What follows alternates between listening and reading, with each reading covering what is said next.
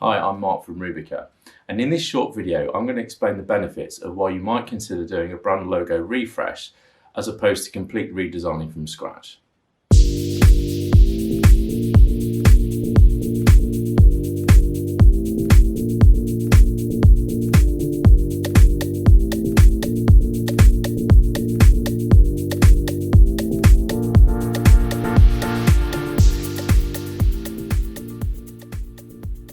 Now, there are many reasons why a business might choose to update its brand identity.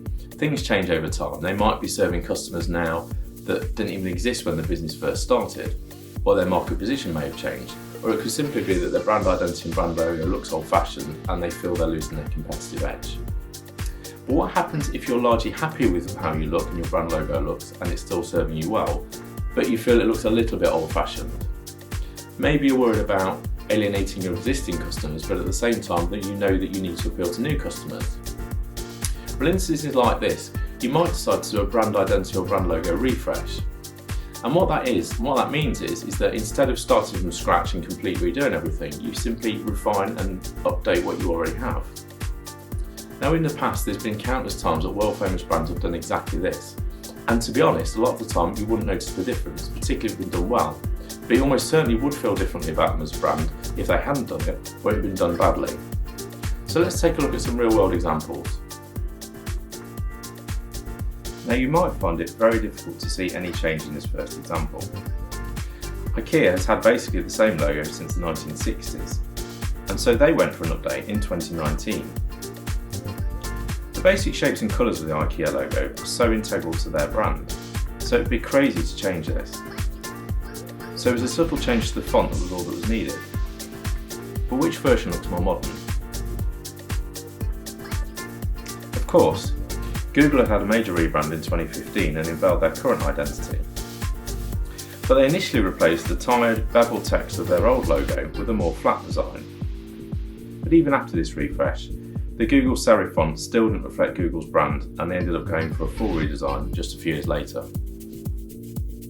Now, this change was mainly down to VW being in the news a few years ago for all the wrong reasons, but they also needed to look a lot greener and have closer visual size to electric vehicles. There are also stylistic and practical reasons for the change too. The flat brand logo can be reproduced better on tablets and phones. In fact, this style of design is becoming quite popular amongst many car manufacturers these days. Arguably, the simpler the design is, the less it will date. So it'd be very interesting to see how we feel about these in 10 years' time. So what type of businesses would benefit from this approach?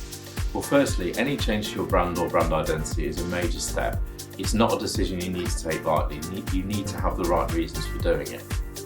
But on the other hand, if you are perhaps a well-established local business and well-known locally, or you're serving a particular niche and you're a big player in that niche, then it might be a good route for you to take.